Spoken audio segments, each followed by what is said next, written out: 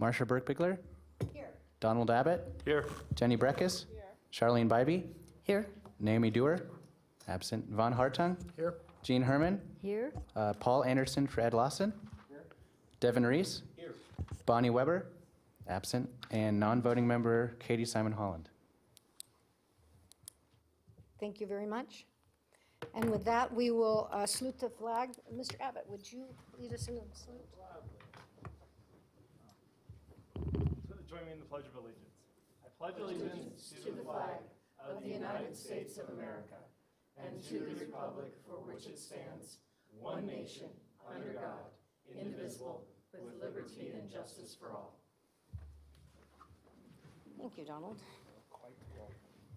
Okay, and with that, I'm looking for approval of the agenda. Any changes to the agenda, Madam? Thank you, Madam Chair. We have one, which is the item 6A, presentation and update from One Truckee River, will be moved to a later date. Thank Okay. you. Any other changes? No other changes? Motion to approve with the changes of 6A. Okay, I have a motion. Do I have a second? Second. Okay, got a motion and a second. And with that, all those in favor signify by saying aye. Aye. Opposed? Motion carries. Okay, and now we have public comment. I have none. You have none? Okay, we will close public comment and move to the consent agenda. Any changes in the consent agenda? Any commissioners, board members have questions? Concerns about any of it? Seeing none, I'm looking for a motion to approve the consent agenda. Second. We have a motion and a second. Do we have any public comment? I have none. Okay, all those in favor signify by saying aye. Aye. Opposed? Motion carries. All right, and we've pulled 6A, so we will go immediately to 6B. Madam Director, Executive Director, Madam President. Thank you, Madam Chair. 6B for possible action, public hearing, Regional Plan Amendment RPA 19-001, possible adoption of RPGB Resolution 19-03 regarding a mapping amendment to maps 9 through 11, adding a new regional utility site on a parcel located approximately 2,000 feet southeast of the intersection of Wedge Parkway and Mount Rose Highway. And we have Chris Tolley here. Welcome. Welcome, thanks. Good afternoon, members of the board. Chris Tolley, TMRPA for the record. As noted by Director Robinson, the case before you is a regional plan amendment to amend maps 9 to 11 of the 2012 Truckee Meadows Regional Plan, adding a new regional utility site on a parcel located approximately 2,000 feet southeast of the intersection of Wedge Parkway and Mount Rose Highway. Case number RPA 19-001. And the City of Reno sponsor this requested regional plan amendment. As indicated on this slide, the site is located in the City of Reno's portion of the Truckee Meadows Service Areas, or TMSA. The proposed 30 megawatt air-cooled binary facility will replace the existing 10 megawatt Steamboat Hills facility located to the northeast across Interstate 580. As part of the project, the unused portions of the old Steamboat Hills facility will be retired and removed. And finally, according to materials submitted by the City of Reno, the proposed regional utility site, shown with an orange square, will connect directly to the existing regional utility corridor, shown as a purple line. For policy 3.8.1 of the regional plan, the creation of a new utility site requires a regional plan amendment. The subject site is depicted on this aerial with a black hatch. Again, the proposed utility site is shown with an orange square.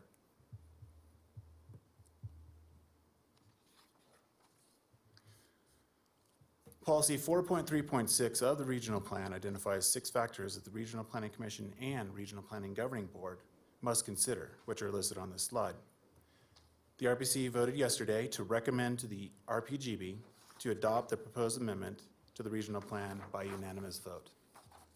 Finally, in relation to the goals and policies of the regional plan, regional planning staff has not identified any significant issues with the review criteria and recommends the RPGB consider the regional plan amendment as described in the staff report and adopt RPGB Resolution 19-03, which is attachment 3 to this agenda item, adopting the proposed amendment. And finally, on to the suggested motion, which you can find on the screen or on page 155 of your packet. This concludes staff's presentation. TMRPA and City of Reno staff are available for any questions. Thank you. Thank you very much. Board members, any questions? Yes, Mr. Reese? Thank you. Mr. Tully, can I just ask some timing questions? And it's really ultimately related to a different topic that this board is currently considering. But I am somewhat concerned about the length of time that it took from our approval at the city to getting it here today. And so if you would please share with me the timing of how that happened, because as I understand it, there was a noticing error at one point in time. There was a meeting that was too full. And so my point is more broad than this project because, of course, we've already approved this project and I will be voting in support of it. But I want to understand why the delay in getting to this point. Madam Chair, if I may. Certainly. So in terms of this project, you are correct that we had one noticing issue, and that would have been for the May 23rd and May 24th meetings, which were 2 weeks ago, and that was a mistake on our part. Prior to that, we did not have a meeting that the agenda was too full to get on. We actually did not receive the materials in a timely fashion from the City of Reno. Well, I'll reserve judgment as to whether that part is a true statement or not. But I guess the point is this. We have this discussion going on, and we have a subcommittee that's formed about the schools being regionally significant or not. And the question has been raised by me, at least in this context, that that is the driving factor of costs going up.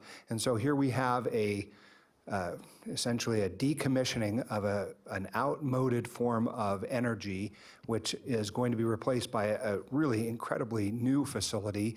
It's going to be an investment of substantial dollars in our region, and they've lost most of the building time that it takes in our region to do it because of these delays. And so my comment, again, is more broad about the way in which, for lack of a better word, red tape and the need for going through various governing bodies slows down development, which I would like to see shrunk in terms of how that timeline happens. So thank you for the understanding. Thank you, Mr. Reese. Any other questions or comments from board members? Do we have, would you please note for the record that Councilwoman Weber has arrived? And do we have any other comments, any public comment? I have none. Okay. So guess we're looking for, if there's no other comments from any of the board members, I'm looking for a motion. Oh, yes. Yes. I'm ready to move. Okay. I move to approve the Regional Planning Governing Board Resolution 19-03 adopting an amendment to maps 9 through 11 of the 2012 Regional Plan as outlined in this staff report. Thank you, Ms. Spivey. We have a motion and a second with Commissioner Hartung. And we've no public comment. All those in favor signify by saying aye. Aye. Opposed? Motion carries unanimously. Okay, so we are on to item C. Madam Director. Thank you, Madam Chair. Item C for possible action, presentation, discussion, and possible action regarding the 2019 Truckee Meadows Regional Plan update. And we have Lauren Knox for your presentation. Welcome, Ms. Knox. Thank you, Madam Chair. For the record, Lauren Knox with Regional Planning. So I just want to give a very brief update kind of on where we're at with the Regional Plan update. So we've made it through the list of polarizing issues with the Regional Plan Update Working Group. So it's been great for us. We're using all of that conversation and feedback and all of the feedback we received both verbally and orally, verbally and written, to draft the second version of the policies for the Regional Plan. We're also drafting the narrative portions of that plan currently. Just to provide kind of a little bit of an understanding of where we're headed the next couple of months, we plan to give the second version of those policies to the Regional Plan Update Working Group before the end of June. Then we're going to be having some discussions with that group, bringing that discussion to the Regional Planning Commission in July, and then to this body in August. In terms of the discussion with being able to adopt or start the adoption process in August, we would also ask that the board consider hosting the second August meeting as well. So that would be ideally August 22nd, I believe. But that's kind of the path and timeline we're on right now. And if you have any questions, I'm happy to answer them. Thank you, Ms. Knox. Anybody with questions regarding where we are on this issue? I see none, and so This is for possible action. Do we have any public comments? There's none. Seeing none, I don't think we need a motion really here on this. Okay, let's move on. Item D. Thank you, Madam Chair. Item D, for possible action, consideration and possible adoption, of changes to the TMRPA Personnel Policy Manual. This item can be found on pages 169 to 334 of your packet, and I will be walking you through a brief PowerPoint presentation Okay. on these. So if you'll allow me to get started. This presentation provides an overview of proposed changes to the Truckee Meadows Regional Planning Agency's Personnel Policy Manual. Historically, TMRPA has had a personnel manual that covers many topics. Prior practice has been to use the set of model policies from Pool Pact, and so those are generally for organizations of 50 employees or less. And while this has been a useful approach, it's not been specific to TMRPA or the agency's needs. And TMRPA and legal counsel recently undertook a thorough review of the manual and have made several recommendations to clarify, streamline, and tailor the manual. So, the review of the existing personnel policy manual led staff and legal counsel to suggest a variety of changes to the document. The bulk of the recommendations are in relation to separating out the existing policies into two separate documents. One, a personnel policy manual, which would contain policies intended for internal administration use, such as personnel file management, disposal of records, hiring process, and others. And a second document, which is in a more streamlined employee handbook designed for employee use. And those would include items such as fair employment practices, employment, the compensation plan, leave, benefits, performance, and employee relations, among others. Attachment 1 on page 173 to your document is the current redlined personnel manual. Attachment 2 is the recommended employee handbook on page 255, and attachment 3 is the recommended personnel policy manual. Let's see here. Thank you. So let's talk about some examples of changes in the document. We've noticed over the years that there are a few items in the current manual that could use some adjustments to be implementable. And a really good example, first example, is our current manual identifies that we offer life insurance to all of our employees. Now, there have been some changes. We get our health insurance through the city of Reno, and that is where we also have the opportunity to purchase life insurance. If an individual is not getting their health insurance through the city of Reno, we don't have the capacity through them to provide the life insurance policy. We also took a look at how much it would cost to buy an outstanding, or buy a policy outside for just the small organization, and it was somewhat cost prohibitive. So we're suggesting that the language be changed to life insurance is included if you have health insurance, if you get your health insurance through the city of Reno. The second item is the removal of pay reduction as a disciplinary action. It's currently listed in the Personnel Policy Manual as a potential action to be used. We don't have any research that this has been used. This doesn't seem to meet kind of standard best practices at this point in time, and we're suggesting the removal of that. A third item we found is we have a longevity pay if you are with the organization 5 years or longer. A date of November 1st is listed in the document, and I did some research on that. Can't determine exactly why November 1st was the date that was chosen, don't have anything kind of around that. And everything else regarding employees really happens on their anniversary date. And we'd like to true that up and say, let's make that longevity pay, if you're available for it, on the anniversary date rather than a random November 1 date. And finally, we also have the removal of the Family Medical Leave Act. And let's talk about that one a little bit. So TMRPA is less than 50 employees. So legally, federally, we're not required to provide for FMLA. Here's what's happened.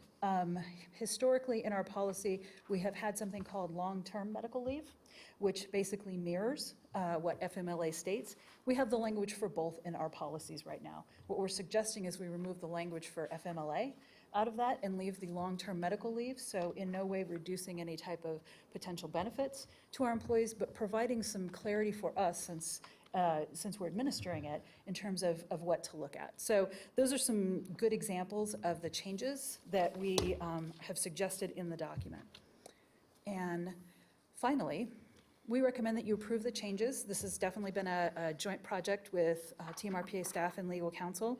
If you have any questions, I'm available as they are, and there is a potential motion listed above and also on page 170 of your packet. Thank you. Thank you. Any questions? Commissioner Hartung? Thank you, Madam Chair. Ms. Robinson, so the long-term care, it essentially mirrors FMLA. Absolutely. Okay, so it's not less than. No, Okay, good, because that's an essential piece for employees, absolutely. regardless of the situation, regardless of whether it's, something that's personal or something that happens in a family where that employee has to care for a family member. And we were, And without fear of losing their job. right, Madam Chair, if I may, we were Yes. confident that that was something the board would want to continue to have. Absolutely. Again, what's in the document right now is first a piece on FMLA, then a piece on this long-term medical leave. And removing one and having just one to look at for that implementation piece is going to be better for staff. But exactly mirrors it exactly the same. Okay, all right, I just want to make sure that there were no reductions in Nope. any form whatsoever. No. Okay, thank you, Madam Chair. Good question, thank you. Yes, Ms. Breck. Um, Councilwoman Breckus. If both are in right now, thank you. If both are in right now, why not default to the FMLA? It is the more understandable standard. I know you've got a organization size, but for me, you compete with our own jurisdictions for staff. And when they're comparing offers or opportunities, it's best for them to compare apples to apples. And so I would have thought and preferred to have you go the other way. Madam Chair, if I may? Yes. I think that's a wonderful point, and I'm actually going to leave it to legal counsel to answer that question. This was their recommendation. Thank you, Madam Chair. For the record, Norm Azevedo. I am not an employment lawyer, but Ms. Prunty is, so I will defer to her.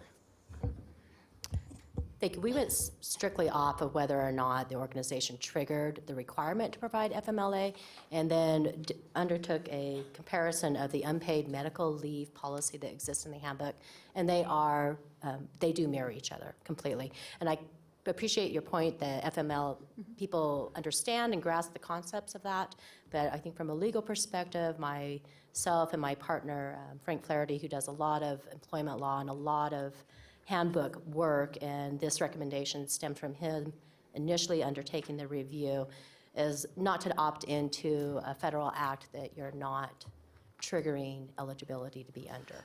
But we could get rid of the other as well, whatever you guys prefer. We just didn't want to have two policies that mirrored each other and created confusion for administration purposes.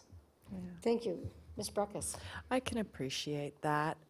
However, I think I would argue the unique nature that they're creatures of these larger ones would stand with going with the other.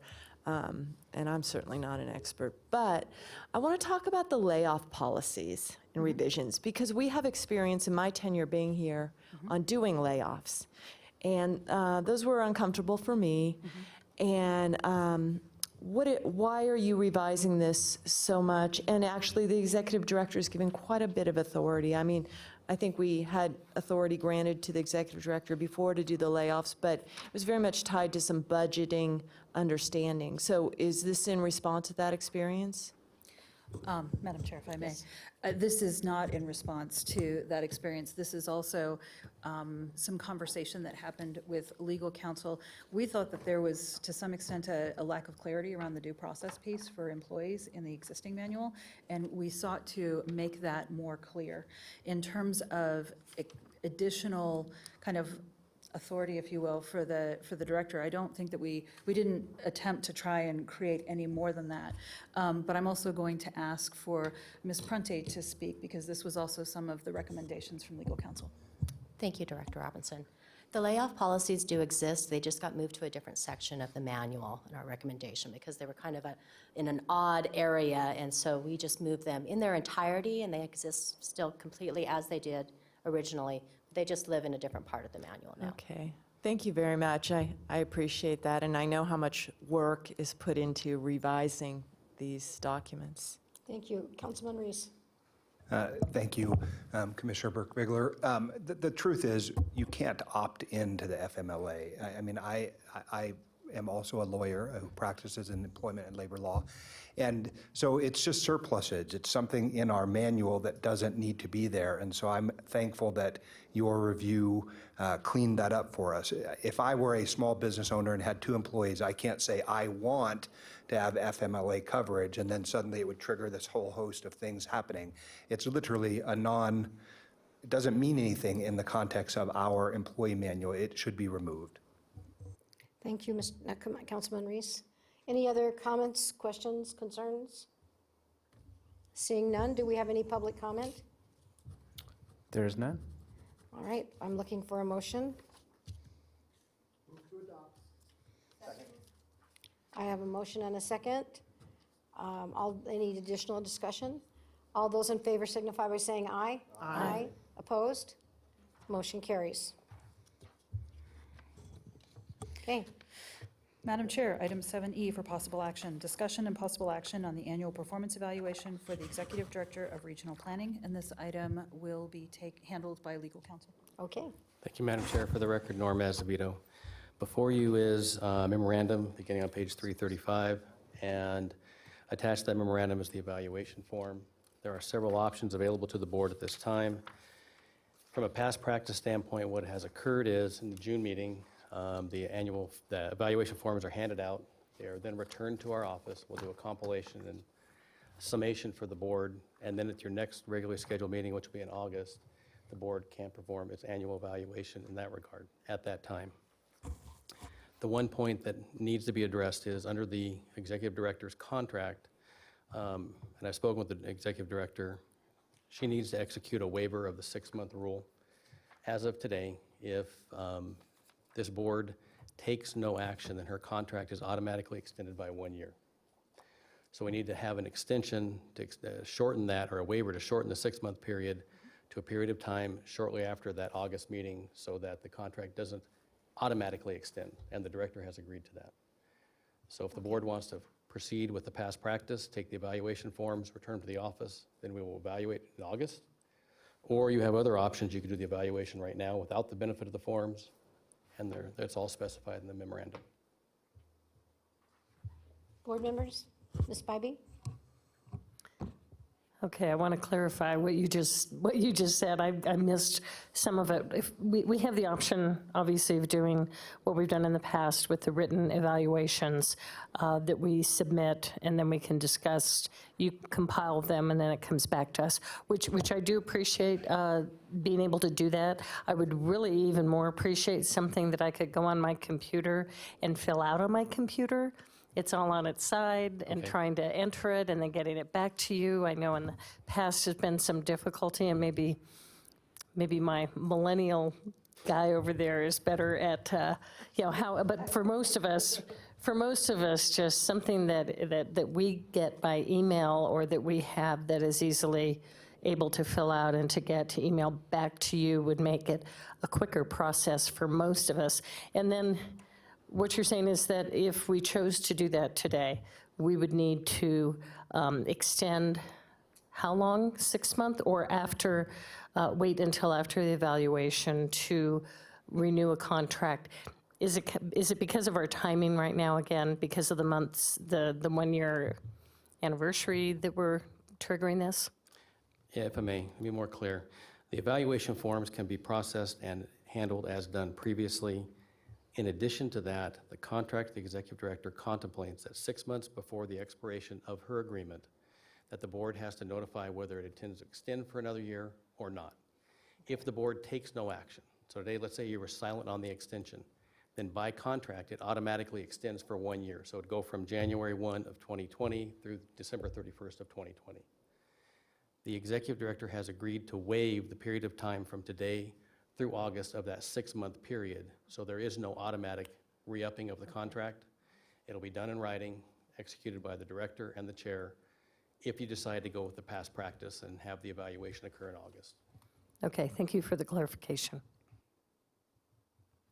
Councilman Reese? Mr. Acevedo, I'm just wondering, why are we being presented with that option today? Meaning, why weren't we told 2 meetings ago that this day would come. And I'm not really concerned about our current executive director, but what if an executive director sat in that chair and said, I don't want an extension, and sort of held us to doing it today or dealing with a year-long extension by operation. So I guess what I'm saying is, in practical reality, I would like to have seen this sooner.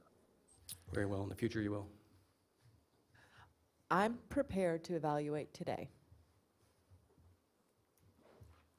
Any other board members prepared to evaluate without doing the written?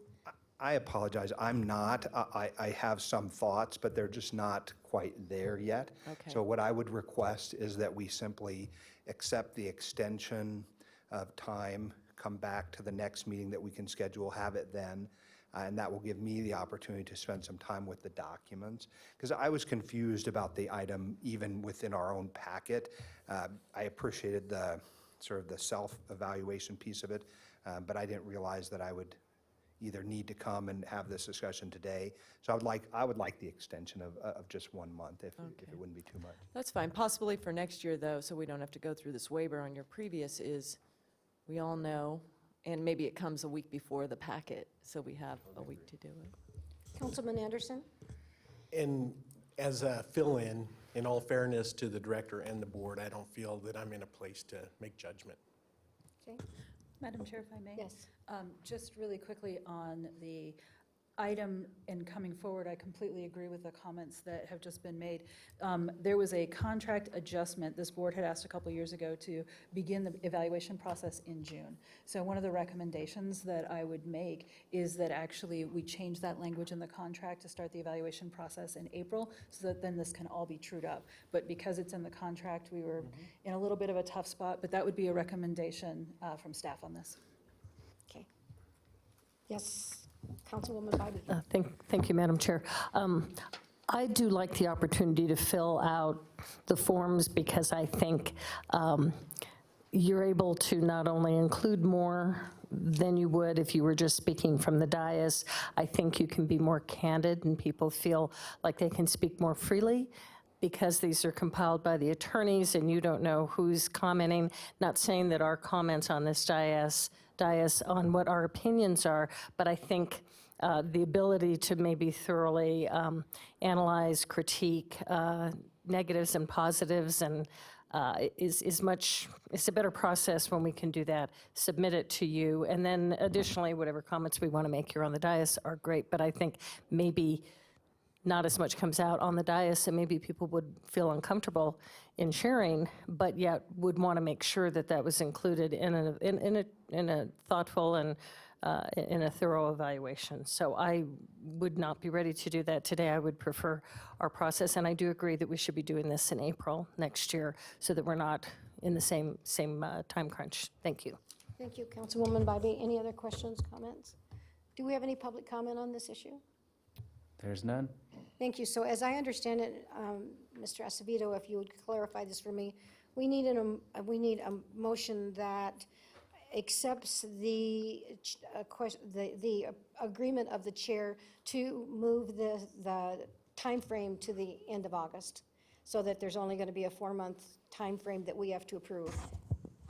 If I may, Madam Chair, if the board would consider entering a motion that would authorize the attorneys and the chair to execute a waiver of the agreement, having an extension through the end of August, or shortly thereafter the August meeting, and get that executed, and also to prepare an amendment to the contract to include the April date. So can we do that in one motion? Yes, ma'am. Motion as I think Mr. Azevedo recommends. that's just what Commissioner Herman, the other H in my life. So I have a second from Councilman Reese. So any other questions, comments? All those in favor of the motion as stated, signify by saying aye. Aye. Opposed? Motion carries. There you go, Madam Chair. Any reports? Madam Chair, item 7, reports. Item A for possible action, members and directors' reports.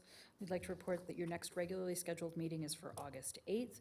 You do have an item here describing additional meetings for July and August to be discussed. As you heard in the update from Lauren Knox just a little bit ago, the conversation around working with the Regional Planning Update Working Group and the Planning Commission through the end of July, so that what we bring you in August is close to completion. We are suggesting keeping the August 8th date and adding an August 29th date for the end of the month, so that what we're doing is allowing for the governing board to have some time if they would like to provide some additional direction, some review, and then the August 29th date would be Thursday, 3 weeks after that. So that would be the recommendation of staff under those reports, and that's all I have.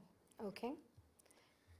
Any board members have comments? Well, just briefly, only because that last date in August happens to be the week of Burning Man, so you may find people who are not available for that. I know that myself and Councilwoman Dewar will be there with a group of electeds. It might include others of you, so. Okay, Thank so we'll you. probably need to come up with a different date. Okay, thank on you. that. Any board members who have other comments, questions, thoughts, ideas? Seeing nothing. Mr. Legal Counsel, any report? I have nothing further. Okay, and our WCSD board member is not here today, so we will bypass that. So any future requests any requests for future meeting agenda items? Well, it looks like we're moving forward in a good, positive manner on our master plan, so that's a good thing. So seeing none, we will move on to the final public comment. Oh, you know what, I'm going to make some public comment. Early in the agenda, we, thank you, Madam Chair, we did the resolution on the home consortium, and Reno's the lead agency. We had this before us yesterday, and I failed to note, and I'm going to be inquiring at Reno as the lead agency, why we have a discrepancy in the affordability periods between the two new constructed senior apartments. If you look at that, we have Gray Haven, which is 50 years affordability period, and Sanctuary Senior Apartments is only a 30 years affordability period. And I'm going to explore, sometimes it has to do with the layered funding, but we should be getting these for 50 years. And Reno's had some recent experience with some aging out after 15 years that's caused a fair amount of displacement. So 30 years comes, and I want to figure out why we didn't get these at 50 years. So maybe I'll let people know when I find out. Okay, so we don't need to put it on the agenda for an item? No, because I think that these are going to go for another bite of the apple with some funding, and so if it's not done this time, it can be done next time. Okay, good. Any other public comment? There is none. All right, we will close public comment and bring it back to the board. Madam Director, any written correspondence? There is none. Okay, I'm looking for a motion for adjournment. All those in favor? Aye. Opposed? Motion carries. We are adjourned.